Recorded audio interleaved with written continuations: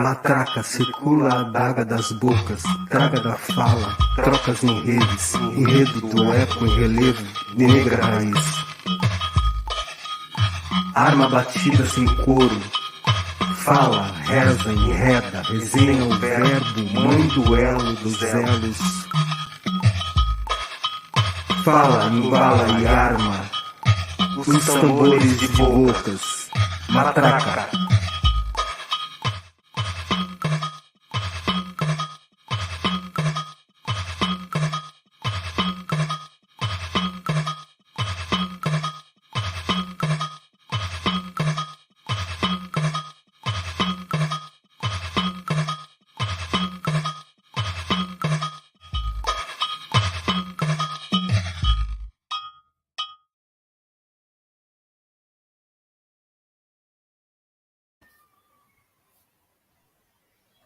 Saudações, minha gente, bendita noite.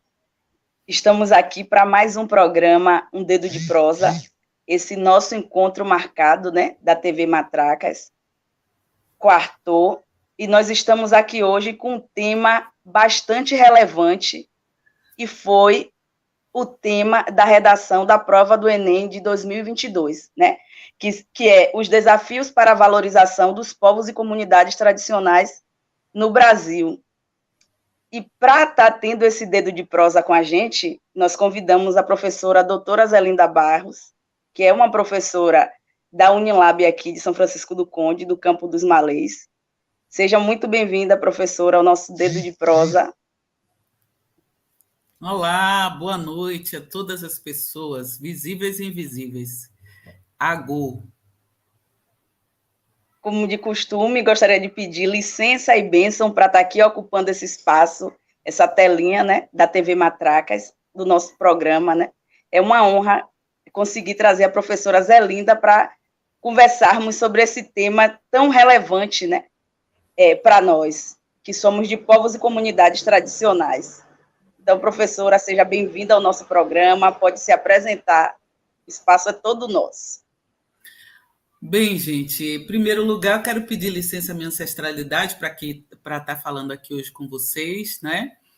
E dizer que eu sou quilombola.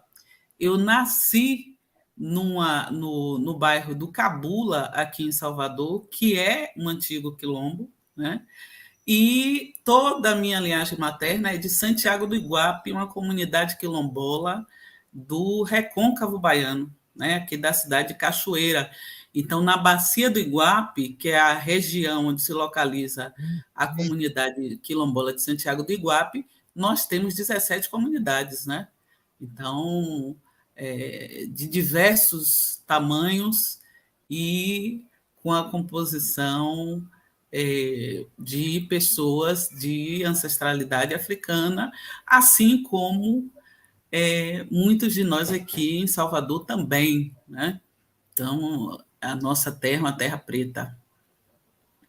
E sou também, como a Nayane falou, eu sou professora da Universidade da Integração Internacional da Lusofonia Afro-Brasileira, Unilab, que é uma universidade que tem a sede no Ceará, mas que tem um campus aqui também em São Francisco do Conde, na Bahia, né? Então, para mim, é uma felicidade poder trabalhar numa universidade com esse perfil, porque é uma universidade que tem 50% dos seus estudantes do continente africano, né? Então, é uma universidade que tem estudantes de Guiné-Bissau, Moçambique, São Tomé e Príncipe, Angola. Então, todos esses estudantes que vêm de países africanos de língua oficial portuguesa podem estar aqui conosco na Unilab, mas não somente. Temos também estudantes aqui do Brasil, né? Então, esse encontro é muito interessante, na verdade, esse reencontro com os irmãos do continente, nós aqui, os afrodiaspóricos. Gratidão, professora. Assim como a professora Zelinda, eu já disse aqui em outros programas, eu sou também quilombola, aqui de Dom João, né? Aqui de pertinho. Aqui em São Francisco do Conde, nós temos 3 comunidades quilombolas certificadas. Primeiro, Monte Recôncavo, em 2007. depois Dom João em 2013 e atualmente Ilha do Pati, né, em 2021. Então, aqui no município, nós temos 3 comunidades. Eu nasci aqui em São Bento das Lajes, como eu costumo dizer, que também é um quilombo. Estamos em aquilombamento aqui em São Bento, mas nós viemos lá do quilombo Dom João, né? Meus avós, meus bisavós. Então, somos quilombolas. Nosso dedo de prosa vai render bastante, né? É de quilombo para quilombo e a gente vai ter esse dedo de prosa. Vocês que estão assistindo, né? Se tiverem sugestões, perguntas, sintam-se à vontade para interagir aí no chat. Estaremos aqui atentas. Então, professora, pode iniciar, né? Nós podemos iniciar falando justamente sobre esses desafios para a valorização dos povos e comunidades tradicionais, que os desafios são muitos, né? Que nos atravessam, são inúmeros desafios. O primeiro desafio, eu acho que talvez seja o maior de todos, é o entendimento da sociedade em geral do que seja esse tipo de comunidade que se chama comunidade quilombola, né? Então, as pessoas, muito frequentemente, fazem referência ao contexto da escravidão, né? E muitas delas entendem comunidade quilombola como uma comunidade formada por ex-escravizados, mas o que não corresponde ao que é a nossa forma de vida, né? Porque os quilombos, eles foram experiências de liberdade que foram forjadas no contexto colonial, mas que constituíram modos de vida e tiveram processos de formação diferenciados, né? Então, houve quilombos próximos às zonas urbanas, houve quilombos mais afastados, houve quilombos formados a partir de terras doadas, né, pela igreja ou então pelos ex-senhores, quilombos que foram fruto de aquisição por esses ex-escravizados, os libertos, que passaram a viver com suas famílias nesses territórios. Então, essa possibilidade de desenvolver formas de vida diferenciadas, né, específicas, e que tem essa ligação com o território, é algo que é muito característico do que seja esse modo de vida quilombola, né? Então, às vezes muitas pessoas dizem, eu não sou quilombola, não. Aqui não tinha minha comunidade não é de fugitivos da escravidão, mas, sendo um território de ancestralidade negra, né, e que guarda determinados modos de se relacionar com o território específicos que diferem de outros modos de vida, sim, pode se dizer e caracterizar como uma comunidade quilombola, né, que não necessariamente seja diretamente ligada a esses chamados quilombos históricos, né? Quer dizer, na historiografia se costuma falar que esses quilombos que foram construídos, como a República de Palmares, né, que era formado por 14 comunidades quilombolas, nem toda a comunidade de quilombola se formou como Palmares, né? Mas, e essas são considerados quilombos históricos, são as primeiras experiências de comunidade quilombola que se caracterizam por esse agrupamento, né, de pessoas africanas, afrodiaspóricas, ali, criando formas específicas de lidar com o território, modos de vida, desenvolvimento da religiosidade, né, de forma diferenciada, enfim. Mas, como eu já mencionei, outras possibilidades de formação de quilombo também existiram e trazem essa marca, né, da nossa ancestralidade africana, né? Então, isso é algo muito característico que define quem somos nós, né, quilombolas aqui no Brasil, e num contexto em que nós fizemos e fazemos parte da sociedade, né? Porque para muitas pessoas fica parecendo que nós somos até peças de museu. Eu costumo brincar que as pessoas estranham, né? Quando eu digo que eu sou quilombola e tenho doutorado, fiz o curso superior, parece que é algo que não nos pertence, como se nós não tivéssemos condições de ocupar esse espaço. E as pessoas quilombolas podem ocupar quaisquer espaços, né? Então, agora, nosso modo de viver é um modo característico e que não impede que nós possamos estar onde queiramos estar. Mas, justamente pela valorização do nosso território, por essa forma específica de lidar com o meio ambiente e com as pessoas, é que esse modo de vida é tão caro para nós. Uma vez me perguntaram, se você é quilombola, por que você não fica lá da sua comunidade e vai lutar por sua comunidade lá? E eu disse a essa pessoa que eu tenho o maior prazer em reconhecer em mim a minha ancestralidade africana, quilombola. Seria um prazer poder viver em Santiago do Iguape e compartilhar com as camaradas e os camaradas de lá aquela vida boa, porque a gente sabe bem viver. Só que, infelizmente, modos de vida de comunidades tradicionais no Brasil são transtornados e sofrem os efeitos de medidas que são tomadas fora dos contextos das comunidades. Então, nós precisamos sim sair, nós precisamos sim ocupar espaços e nós precisamos também fazer com que as leis, com que a forma com que a sociedade se organiza respeite os nossos modos de viver, né? Eu acho que é muito importante essa educação para viver considerando essa diversidade que existe aqui no nosso país, né? Então, nós temos povos de procedências as mais diversas. Então, é necessário, primeiro, conhecer esses povos, respeitar essas existências e criar uma ambiência que respeite a diversidade a ponto de que não haja esse tipo de estranhamento, né? Como se nós fôssemos alienígenas ou que tivéssemos vindo direto do passado e de um passado remoto estamos aqui, né? Então, nós fazemos parte da sociedade, nós também participamos, e é importante pensar em formas de educar, inclusive, que considere esses modos específicos de vida, né? Esses nossos modos específicos de viver, com nossos valores, né?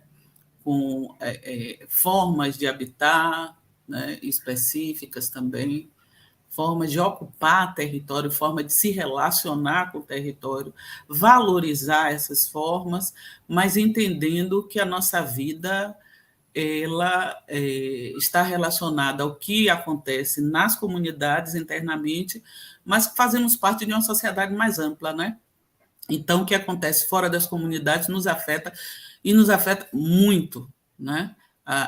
Um dos aspectos que tem transtornado nossas vidas nas comunidades quilombolas é a questão ambiental, né?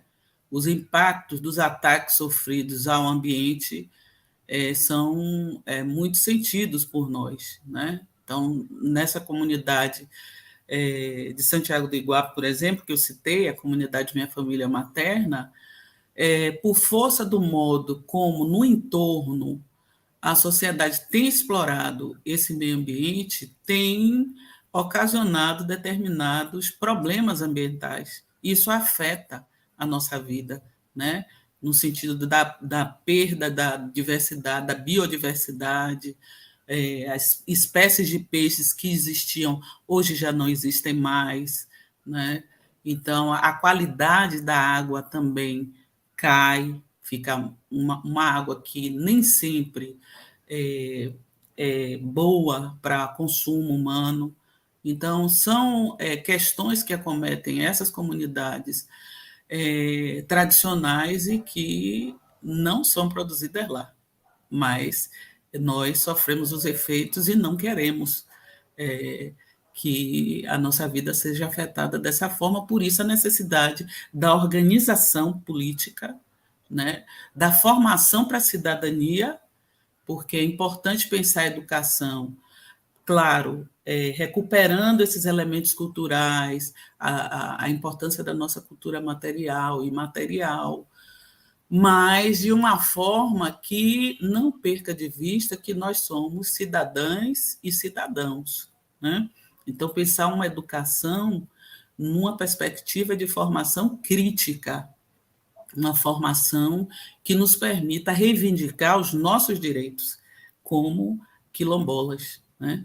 Então, acho que isso é muito importante para a garantia desses modos de vida nossos como quilombolas quilombolas de todas, homens e mulheres quilombolas, de todos os tipos que existem aqui no país, com essas mais de 3.000 comunidades, né, já identificadas. Então, é muita diversidade e é muita riqueza que precisa ser preservada, né? Então, tudo que se refere à preservação dessa nossa biodiversidade, eu acho que a gente deve investir fortemente. E é isso, né? E um dos nossos desafios é justamente lidar com várias formas de racismo, que ele é estrutural, né? E que nos atravessa de várias formas, seja ele ambiental, que é sobre o qual eu tenho me debruçado, mas a partir da minha pesquisa para entender o racismo ambiental, eu venho entender que ele é estrutural e ele é institucional, então ele vai, né, por várias vertentes. E o racismo é que impede justamente as pessoas de se autodeclararem quilombola, né? Justamente por remeter o processo do quilombo a um processo de um quilombo histórico que remete à escravidão e remete o quilombo a um espaço de negro fugido, né? De pessoas fugitivas, preguiçosas, e nós sabemos que não é assim, que é muito pelo contrário. Uma outra forma de racismo que atravessa os quilombos é o racismo religioso. As pessoas costumam associar os quilombos à religião de matriz africana, né? Por um racismo que é estrutural, que ele é religioso, né? Que vai atravessando várias vertentes, porque tudo que vem do continente africano, tudo que somos de nós, do povo preto, as pessoas demonizam. Então, demonizam o espaço de quilombo por associar, não é muito longe, é aqui próximo de nós, né? As pessoas, tem comunidades que as pessoas não querem se declarar quilombola, não se reconhece, né?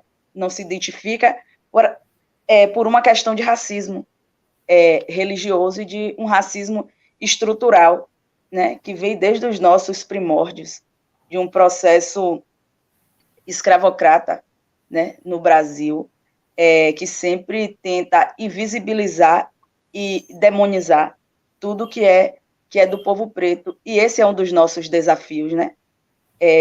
De levar conhecimento para as pessoas, de que não é assim, né? Eu acho que o Enem, que quem organizou o INEP, acertou muito em trazer esse tema, muito embora muitas pessoas não estejam preparadas para responder, mas só de estimular o debate já achei de grande valia, e para a gente entender que os povos tradicionais não é apenas quilombolas, né? Nós temos diversos pescadores, indígenas, quebradeira de coco, de babaçu, vários, né? Nós temos vários contextos de povos e comunidades tradicionais. É algo que a gente lidar, mas que a gente temos nossas especificidades, mas que elas não são respeitadas em vários espaços, né?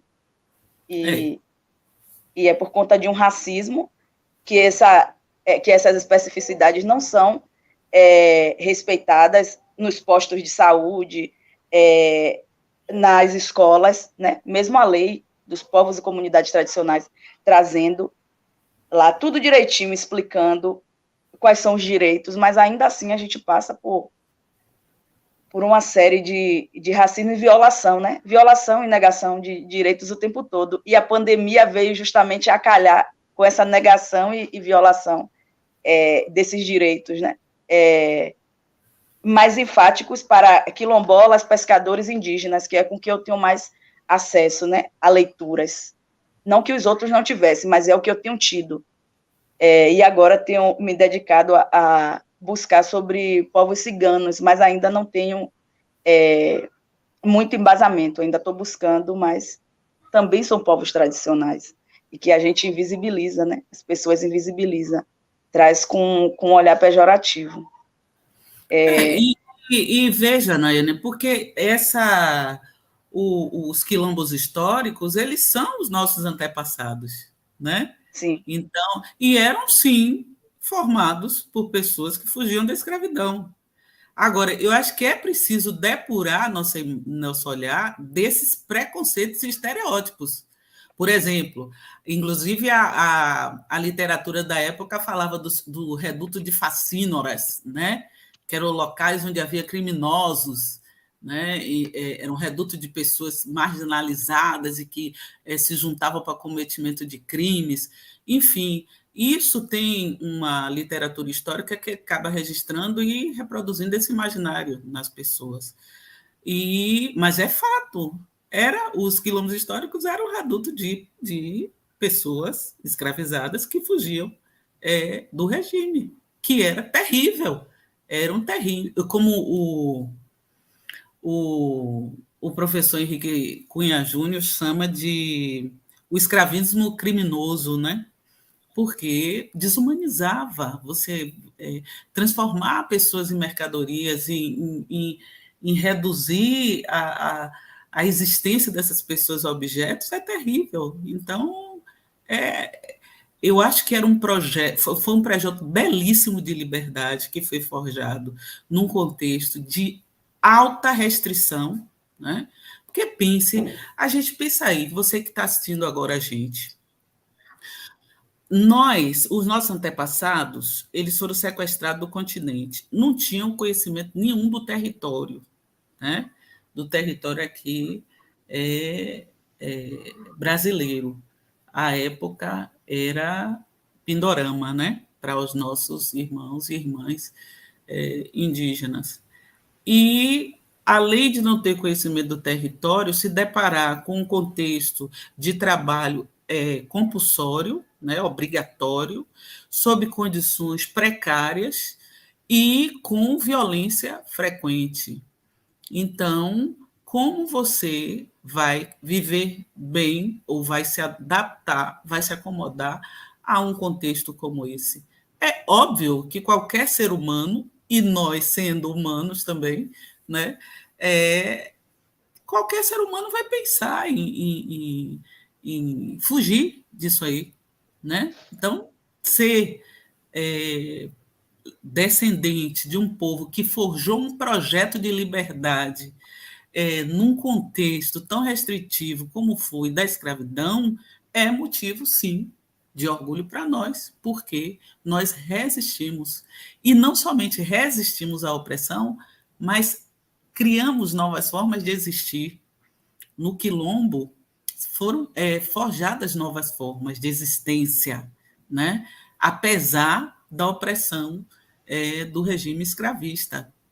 Então, nesse sentido, essa capacidade nossa inventiva, criativa, né, também foi ali desenvolvida, aperfeiçoada, porque muitos que vieram do continente para cá já traziam conhecimentos e tecnologias que foram muito importantes, inclusive para a produção de riquezas no contexto urbano e no contexto das plantações, né? Então, é uma experiência muito importante, né? Uma experiência civilizatória importante para nós.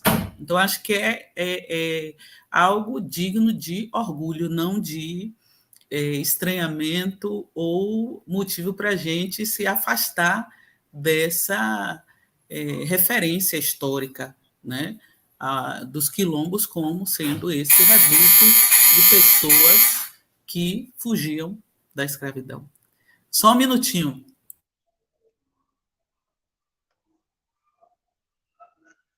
Minha gente, vocês que estão, né, nos assistindo, Sintam-se à vontade para fazer perguntas, comentários.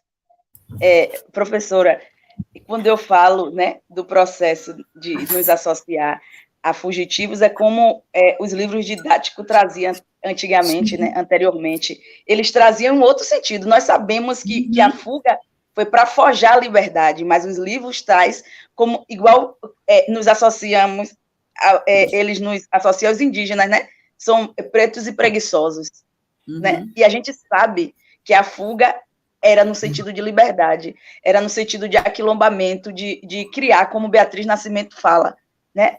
Nós estávamos forjando a liberdade e não fugindo do trabalho, né? Nós estávamos fugindo justamente dos maus tratos e transformando forjando, como a senhora disse, a liberdade. E quando Beatriz Nascimento, que me ajudou muito a entender o que é ser quilombo e a me entender enquanto quilombola, diz que a terra, né, que é o quilombo, se eu sou, eu estou, se eu estou, eu sou. Mas ser quilombola, a luta que os quilombolas, os indígenas travam, vai para além do espaço físico da terra, né? A luta é pela ancestralidade, é pela água, é pelo uso das matas, né? É pela valorização da cultura, da ancestralidade, e é para além de um território físico, né? A luta é pela territorialidade, pela construção daquele todo, né? E é para além disso que eles acham. Não, eles estão brigando por causa de terra, aí os fazendeiros vão lá, pá, mete cerca nos quilombos, nas comunidades quilombolas, como a gente vê aqui em São Francisco do Conde, vê em Cachoeira, vê no Iguape, vê em vários lugares, né? Eles cercam por uma lógica racista de achar que as pessoas estão ali resistindo naquele lugar porque quer apenas a terra, mas não é isso, né? É preservar os umbigos que estão ali enterrados, é cultivar a cultura, é ressignificar a cultura. Recentemente, eu entrevistei uma Ialorixá em Dom João para a minha pesquisa e ela me emocionou muito, porque a época que ela morava, que os pais dela moravam em Dom João, era a mesma época dos meus pais. E aí eu conversei com ela e depois fui conversar com a mãe. Aí a mãe disse, o pai dela trabalhava em tal lugar, enquanto papai trabalhava na usina, o pai dela trabalhava em tal espaço. E foi para mim uma das conversas mais emocionantes para a minha pesquisa, que ela ia me dizendo assim, nós temos que voltar mesmo para aqui, nossos ancestrais saíram daqui, então nós temos que voltar, e os nossos filhos, nossos netos também. Então ela me fez, me remeteu ao processo de retomada, né, para o território. Se os nossos habitaram ali, nós também podemos voltar para lá. E você falando nisso, Nair, me lembra de Elionice Conceição Sacramento, de Conceição de Salinas, que é uma pensadora quilombola, né? É uma pensadora da nossa gente quilombola, que desenvolveu um conceito chamado trajeatividade, que eu acho bem interessante. Eu uso ele. Na dissertação dela, justamente para dar conta dos modos de vida da nossa gente das águas, né? Então, ela vai enfatizar o sentido do trabalho nas águas para as marisqueiras, né? E vai, além dessa questão do entendimento de quilombo como território físico apenas, porque ela vai explorar a questão das águas como fonte de energia e força, né? Para as nossas comunidades também, né? As comunidades quilombolas pesqueiras. Então, ao mesmo tempo que esse trabalho, né, nas comunidades, por força do descaso, né, que a gente sabe que as políticas públicas nem sempre chegam às nossas comunidades. Então, existe essa precarização do trabalho por força da ausência do Estado. Mas é também impossível observar que essa atividade do trabalho para nós, no contexto das águas, dessas comunidades ribeirinhas, também é fonte de alegria, é fonte de aprendizado, né? Então, não é só pela chave do que é insalubre, degradante ou precário que a gente pode ler essas nossas experiências, né? Porque é muito lido dessa forma, né? Parece que a gente está sempre em falta. E, na verdade, para nós não falta, transborda. Quer dizer, nós somos seres transbordantes. Então, a vida nas comunidades quilombolas, o modo de se relacionar com o meio ambiente, com as forças que fazem parte da natureza para nós, constitui um aspecto da nossa vida que é riqueza e que não pode ser mensurado pelo valor que é atribuído pelo capitalismo às coisas, porque não é desse valor que a gente está tratando, né? É algo que é muito mais, para nós é muito caro, muito mais caro do que simplesmente atribuir preços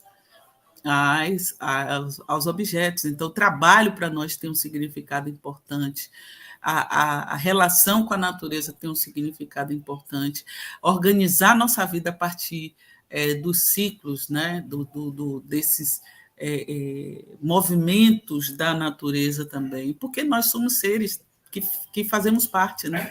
Então, essa visão ocidental de ser humano como quem deve explorar a natureza e dominar a natureza é algo que não faz sentido para quem é de comunidade tradicional, porque nós nos percebemos como parte desse meio, né?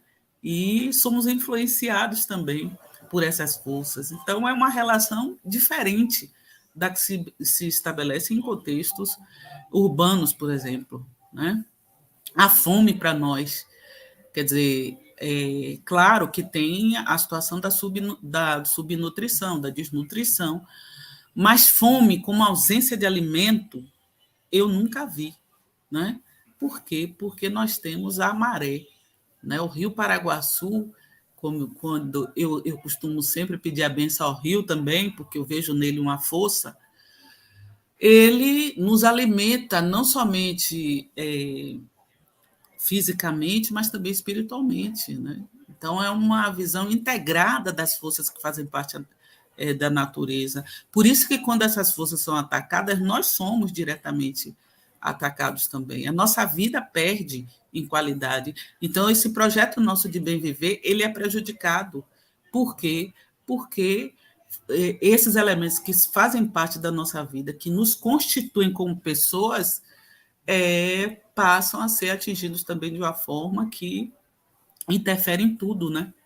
Tudo muda para nós. Então, é muito importante pensar também esse modo de vida como essa forma de entendimento do estar no mundo, né?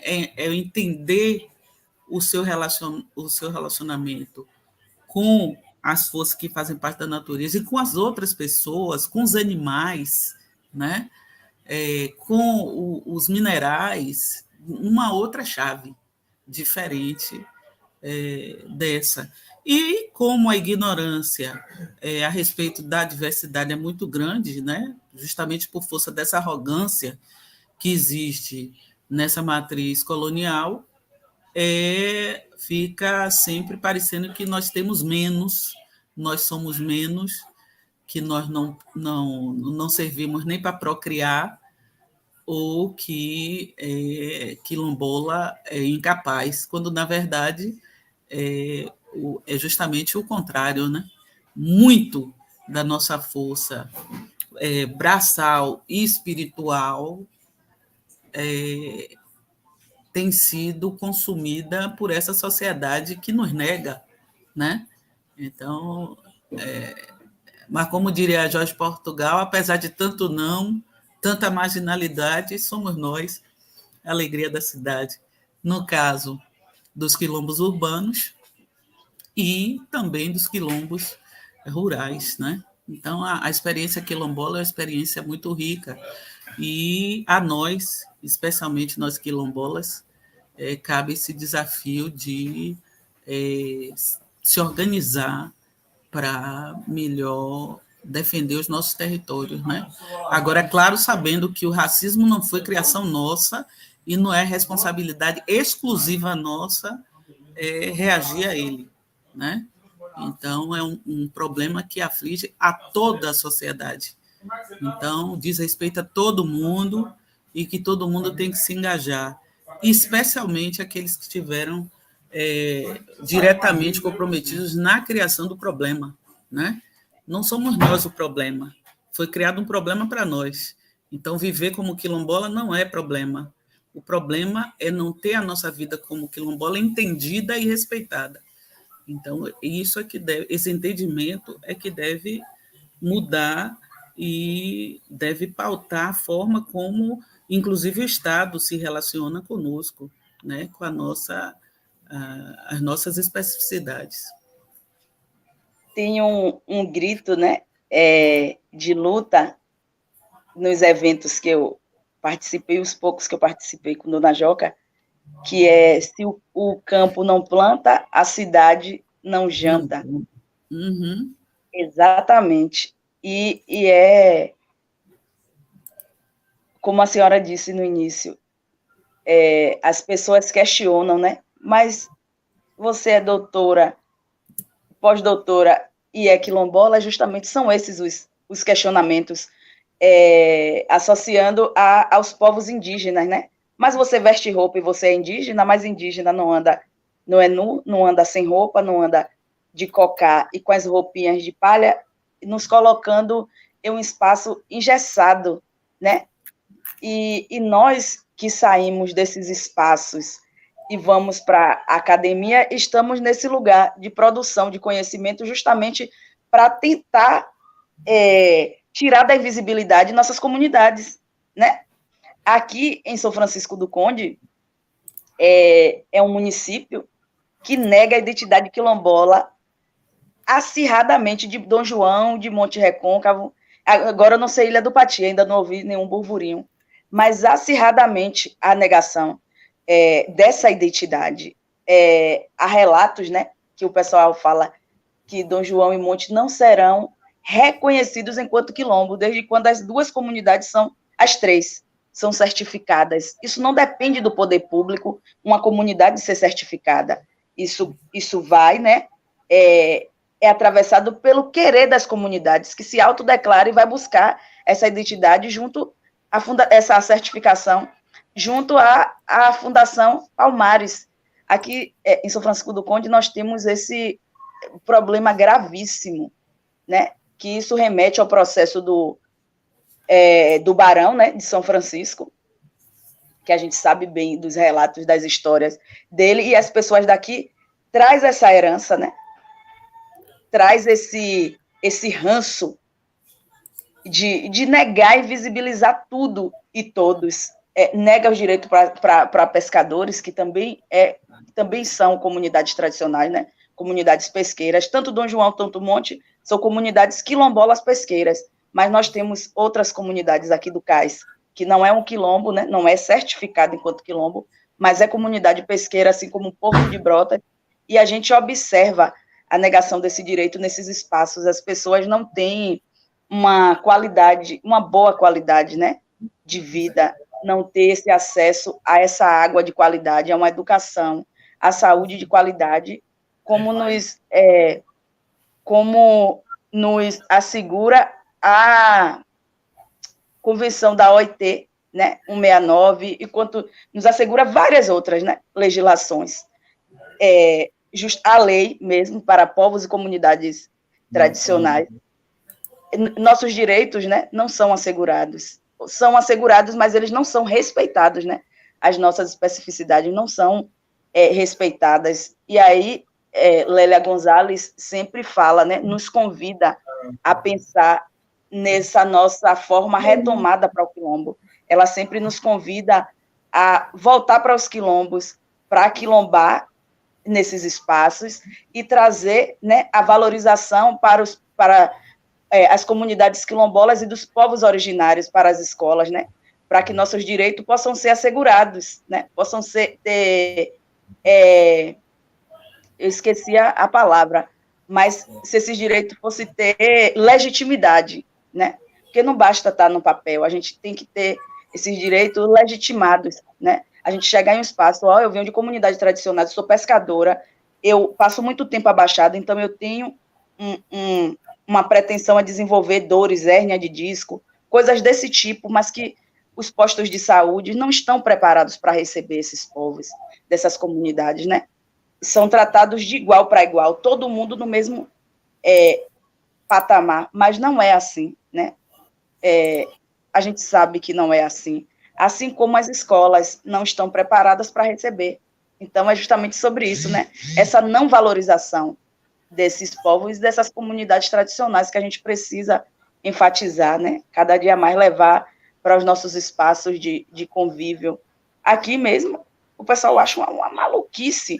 Dom João nunca foi quilombo, Monte nunca foi quilombo, Ilha do Pati. É assim que a gente ouve um discurso vazio, né? Um discurso arrogante de pessoas que sequer param para entender a própria história, né? Porque se parar um pouco para analisar sobre a história de São Francisco do Conde, nós somos um quilombo. São Francisco do Conde é um verdadeiro quilombo, né? Se a gente for remeter a pensar todo o processo histórico das plantations aqui em São Francisco do Conde, todos os bairros de São Francisco do Conde, esses distritos, tiveram engenhos. E com a presença negra que tem, né, no município. Com a presença negra, exatamente. E ainda assim, a gente sente, né, o atravessamento dessa negação, dessa violação, que é dura. Eu fui e voltei para um lugar conversando com a pessoa sobre essas questões, né, de como é forte aqui em São Francisco. E se a gente se abre ao diálogo, é oposição. Está falando isso porque é oposição e é um discurso que não cabe mais na minha caixa, né? Não cabe mais. Extrapola essa lógica do que as pessoas entendem o que é ser quilombo, o que é ser quilombola, o que é ser indígena, né? E, enfim, o nosso dedo de prosa, nós temos ainda 18 minutos, passa rápido, nós temos apenas, né, 18 minutos para continuar. Eu vou continuar enfatizando. Se alguém quiser colocar perguntas, sugestões, contribuições, sintam-se à vontade, quem estiver assistindo. E pensar a educação, eu acho que é muito importante, porque é uma possibilidade de reverter esse quadro, né? Claro que a educação sozinha, a gente não vai ter a ilusão de que vai reverter quando há interesses contrários, né? E também interesses contrários a que uma educação quilombola, escolar quilombola, efetivamente aconteça, né? Porque você tem escolas hoje em comunidades que não têm estrutura nenhuma, não tem estrutura adequada, apesar de recursos assegurados em lei para esse tipo de educação, né? E daí essa questão que você fala, Nayane, de que não basta ter o direito assegurado na lei, mas é importante defender esse direito, porque hoje nós estamos num contexto de violação de direitos, né? Quer dizer, houve um processo de luta muito intensa para a conquista de direitos, né? O direito à educação escolar quilombola foi uma dessas lutas, né? Que foi resultado de uma dessas lutas, e hoje nós estamos num contexto de violação de direitos. Então, é muito importante, e daí a importância de uma educação que não se reduza apenas a fazer, se preocupar com a preservação de aspectos ligados a questões que não toquem no ponto central, que é a questão da territorialidade e das formas que a gente tem que se organizar e lutar para defender o direito aos nossos territórios, né? Então, apenas ter uma educação com a preocupação culturalista não dá conta das nossas necessidades, porque é preciso também formar para a cidadania. E formar para a cidadania que entenda a nossa identidade quilombola significa fazer com que as crianças saibam quais são os direitos que nós temos pelo fato de sermos quilombolas, de que forma podemos acessar esses direitos e o que fazer quando esses direitos forem violados. Então, essa educação que tem essa preocupação é muito importante, para que não reforce aquilo que eu comentava com você no início, da nossa visão como peças de museu, né? Aquelas coisas congelada no passado colonial, escravista, e que não tem muita relação com o contexto contemporâneo. Então, é muito importante que, ao pensar a educação quilombola, também haja o entendimento de que essa formação política, a formação para a cidadania, seja enfatizada nos contextos das nossas comunidades, tendo essa preocupação com a defesa dos territórios, porque esse nosso direito à ocupação do território é algo que tem sido constantemente violado e que tem resultado, inclusive, no extermínio de nossas lideranças, né? Ou extermínio direto, ou então adoecimento e morte. Então, é preciso também fazer com que as pessoas entendam que esse processo não é algo que surge do nada, ou então resultado de rixas individuais, mas que se refere ao fato de que, por sermos quilombolas, por termos determinado modo de vida, por ocuparmos territórios que são de interesse econômico, de pessoas que são estranhas às comunidades e que têm a intenção de explorar economicamente esses territórios e deixar de lado as nossas vidas, né? É que isso tem que ser enfatizado também, porque senão a gente acaba fazendo uma educação apenas como uma reunião de um inventário de hábitos e costumes e que efetivamente não contribuem para a defesa dos nossos territórios, que é o que tem sido bastante atacado, né, especialmente agora nesse contexto de violação de direitos. Então, é muito importante pensar uma educação implicada, né? Não é educação comprometida com essa visão, uma visão estática, uma visão de quilombolas como seres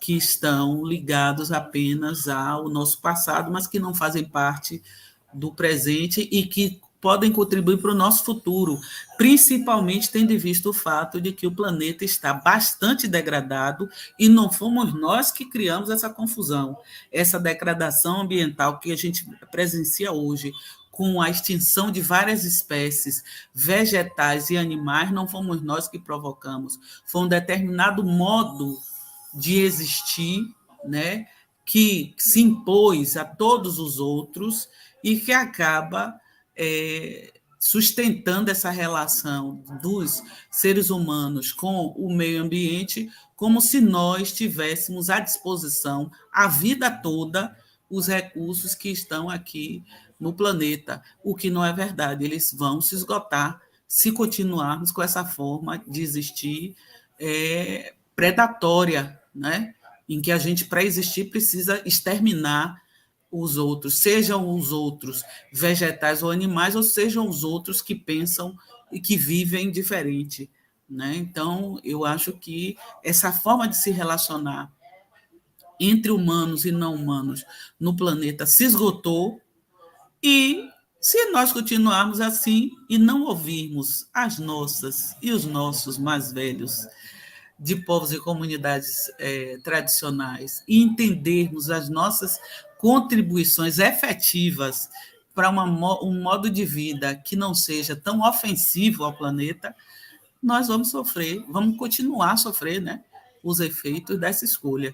Então, eu acho que eu sou otimista, eu acho que ainda dá tempo da gente rever esses modos de existir, tão ofensivos, né? Tanto a nós, né? Porque é uma forma que a gente baseia a existência, a produção da nossa vida na exploração de outras pessoas.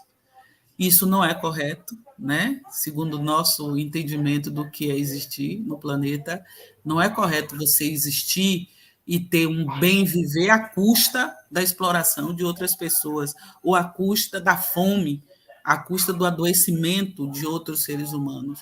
Isso não é correto e não deve ser reforçado. E, em vez de estranhar a nossa identidade quilombola e entender ou enxergar a nossa existência apenas por essa chave da inferioridade, eu acho que o que deve prevalecer é o entendimento de que são modos de existir diferentes e que são modos de existir que podem contribuir efetivamente para a mudança desse quadro e que nós estamos e que é desolador. A perda da biodiversidade no planeta é algo dramático e que a gente precisa prestar atenção, tomar cuidado com isso, porque nós já estamos sentindo fortemente os seus efeitos, né?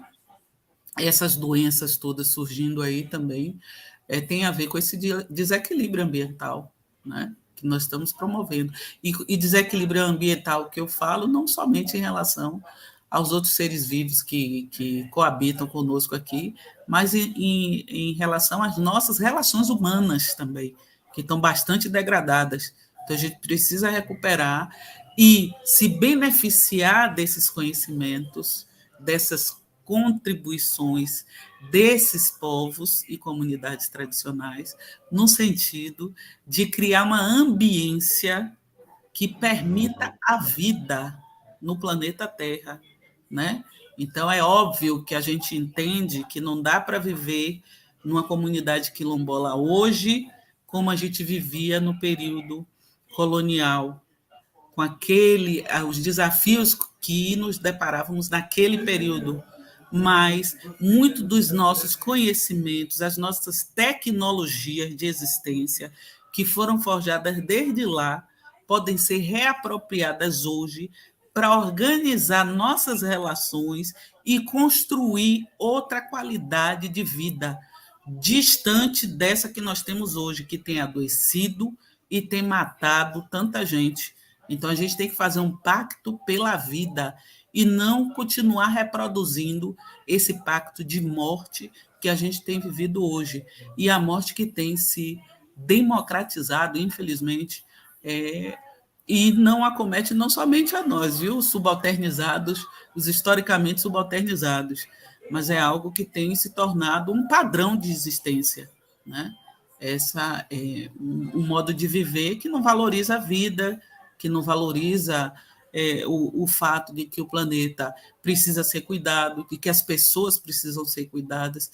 Então, acho que são contribuições que nós damos justamente fazendo esse exercício de olhar, de entender essas formas de vida como formas de educar também, educar para viver, não educar apenas pensando na educação escolar, na questão de aquisição, de desenvolvimento de habilidades ou competências, mas de pensar a vida no mundo a partir de um outro lugar e criar forma de vida que dêem conta da convivência com a diversidade. Então, eu acho que é isso, né? Quer dizer, nós, quilombolas, nós, de povos e comunidades tradicionais, e são as mais diversas, né, como você já bem colocou, podemos contribuir no sentido de criar essa ambiência para que a vida possa existir no planeta, algo que não tem sido estimulado, né? A gente tem visto cada vez mais a banalização da morte, a desconsideração pela vida humana, o desrespeito. Isso tudo a gente tem que ter um ponto de retorno, porque nós estamos chegando ao esgotamento. É preciso mudar essa forma de viver, né? Então, aprender, ter humildade, saber que até aqui esse modelo não dá conta e é preciso criar novas alternativas de existir, porque essas que existem no contexto colonial, ocidental, elas estão esgotadas, né? Só tem trazido bem viver, e eu até questiono que bem viver é esse para quem tem conforto material, num contexto de tanta desigualdade, né?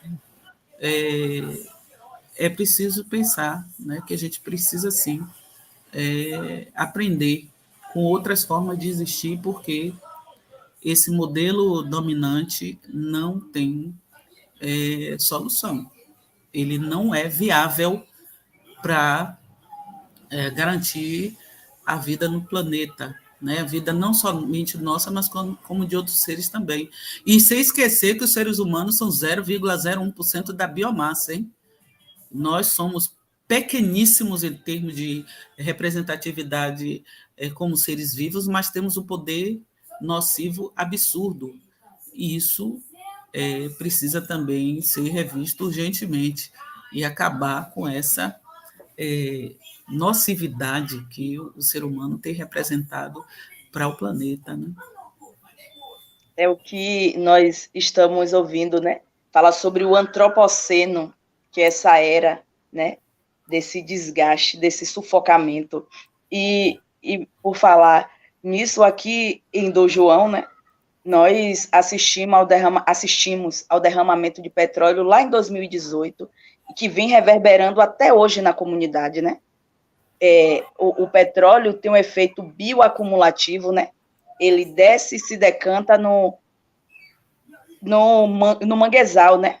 Na lama, e ele vai, né? Subindo e vai corroendo as espécies de mangue. E nós presenciamos aí esse derramamento, depois mais à frente. Aí a senhora falou de Leonice, na comunidade de Leonice nós também passamos. Temos o estaleiro, né? Esqueci o nome. Paraguaçu, não. Como é o nome do estaleiro lá? Sim. E não somente isso, Naine, mas tem também a geração de energia na barragem de Pedra do Cavalo, né? Isso. A geração de energia lá acabou alterando muita coisa, alterou a distribuição e a penetração do sal na água, né? Afetando o nível de salinidade da água, foi afetado, né? E acabou repercutindo na reprodução das espécies, o desaparecimento de faixa de manguezais, água com odor, o surgimento de doença de pele, proliferação de algas também, assoreamento do rio, redução da população de espécies de peixe, de marisco, peixes que a gente tinha lá e nunca mais a gente viu, no rio, né? Lá na maré onde são pescados. Então, isso afeta muito, né? A extinção de espécies que a gente já não vê mais na região.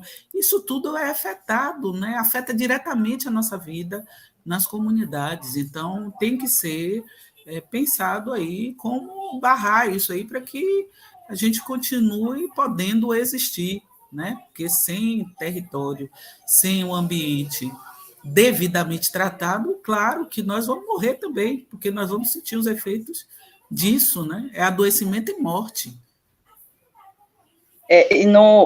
E aqui na comunidade Rio dos Macacos, nós também assistimos aquela violência da Marinha. A comunidade já está titulada, né? Não é nem certificada, já tem um título, e ainda assim eles passam por violação e negações diariamente de direitos.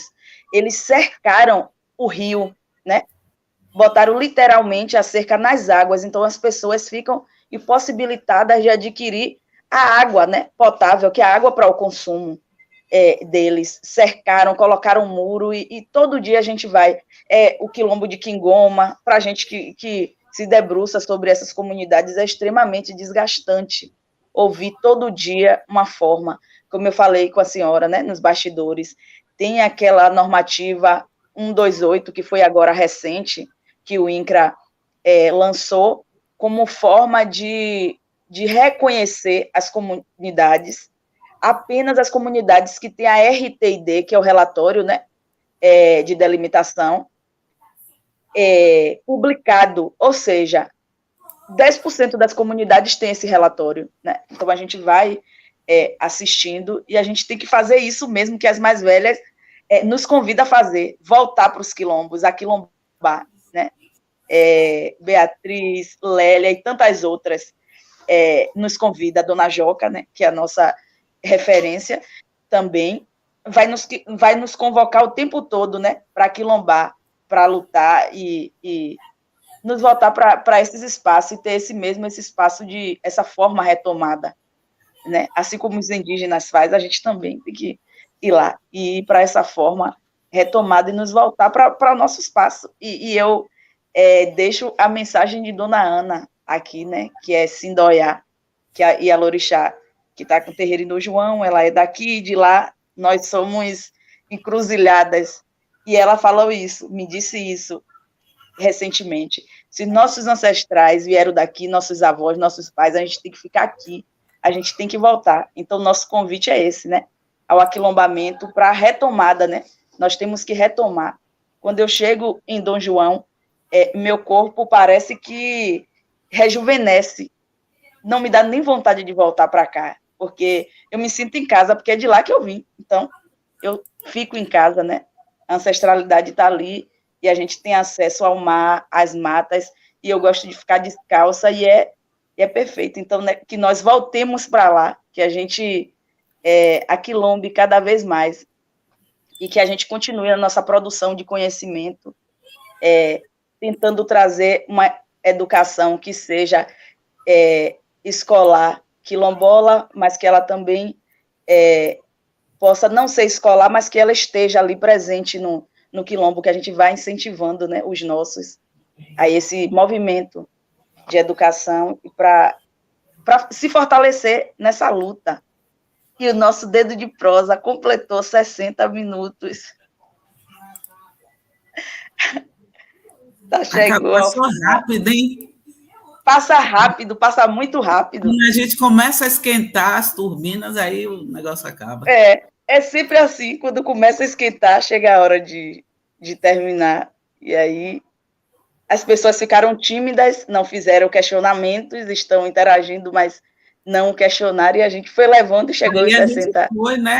Tomou gosto e saiu falando, né, Nayane? E chegamos aqui, né? Mas eu quero finalizar. Eu queria finalizar com um texto interessante, que inclusive eu acho que você já deve conhecer.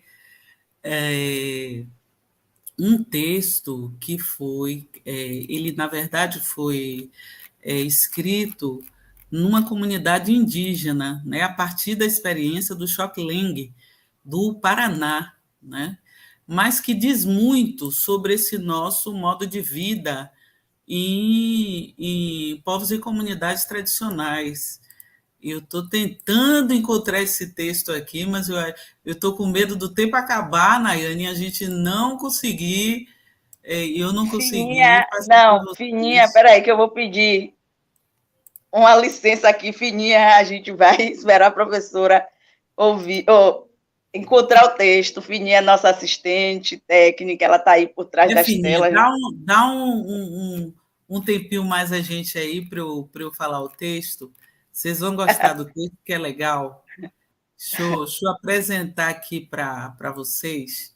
Deixa eu ver aqui rapidinho, que eu estou só procurando aqui nos meus arquivos, mas é algo bem interessante e que diz muito, né, sobre como é essa forma de existir em povos e comunidades tradicionais, que difere desse modo de existir em outros contextos, né? E que faz dessas nossas existências algo tão diferente, tão especial, né? Eu acho que é muito interessante. Eu não estou conseguindo achar o texto aqui. O que é uma pena, Nayane, não consegui achar o texto, não consegui.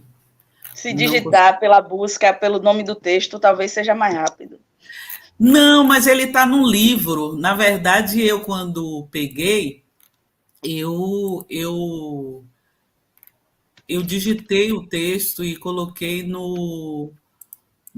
na aula para a gente, né? Mas não está aqui, não estou conseguindo achar. Eu esqueci de separar, na verdade. Eu esqueci de separar no início, né? Eu cheguei também já um pouquinho em cima da hora e acabei não tendo tempo de separar o texto, mas é um texto bem interessante. Mas, enfim, eu vou terminar então com uma poesia, né? Uma poesia de Oliveira Silveira, que foi um poeta que propôs o 20 de novembro como o Dia da Consciência Negra, né? Em homenagem a Zumbi e a tudo que Zumbi representa para nós em termos de projeto de liberdade, né? E Oliveira Silveira escreveu esse texto que chama Terra de Negros.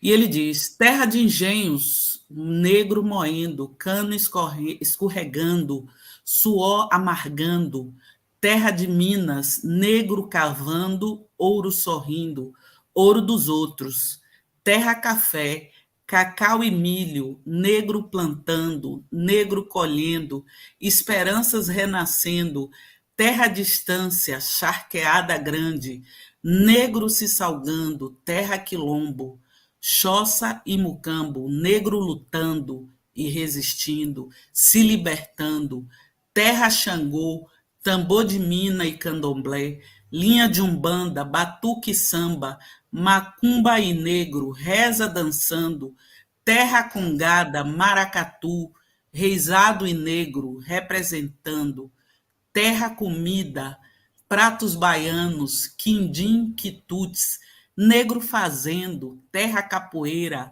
rabo de arraia, negro golpeando, terra favela, morro e miséria, e o nego nela, breque.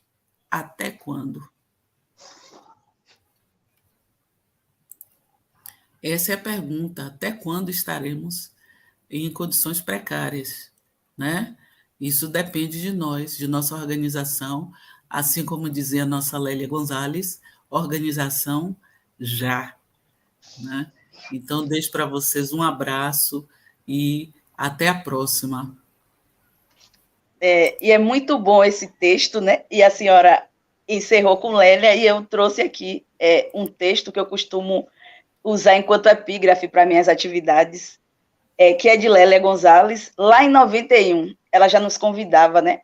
Temos que nos voltar para dentro do quilombo e nos organizarmos melhor, no sentido de dar um instrumental para esses vão chegar e vão continuar o nosso trabalho. Parece até que combinou para finalizar com textos conectando, né? Mas são as encruzilhadas, os atravessamentos, né? Então, professora, gratidão por ter aceitado o convite, né, do nosso programa, Um Dedo de Prosa, que é esse papo mesmo descontraído, essa prosa que vai levando as pessoas, quando chegam aqui, falam, são quantos minutos? Eu falo 30 minutos para iniciar, depois a gente vai fazer uma pausa, 20 minutos ou 30, e depois a gente vai. Quando pensa que não, o programa chega ao final, porque quando a prosa é boa, a gente vai levando e nem percebe, né, que o tempo passou.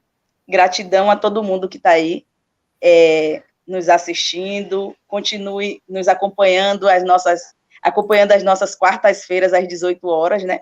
A gente sempre traz temas legais e relevantes para estar conversando. Como eu costumo dizer no final dos programas, o Dedo de Prosa começou com o objetivo, né, de trazer São Francisco do Conde, mas não apenas São Francisco do Conde, porque a gente traz conhecimento de modo global e sempre acaba refletindo para cá, né? Mas a gente discute, né? A gente conversa globalmente e traz para reflexões sempre aqui. A gente percorre o mundo, vem para a Bahia, para o Recôncavo e acaba aqui, né? Em São Francisco do Conde. Então, gratidão a vocês que nos acompanham, os matraconautas, né? Estaremos de volta na próxima quarta-feira. Gratidão, gratidão, professora, gratidão de coração. Fininha, gratidão por ter nos concedido mais uns minutinhos aqui. Gratidão a todo mundo que está assistindo e até a próxima. Até a próxima. Tchau.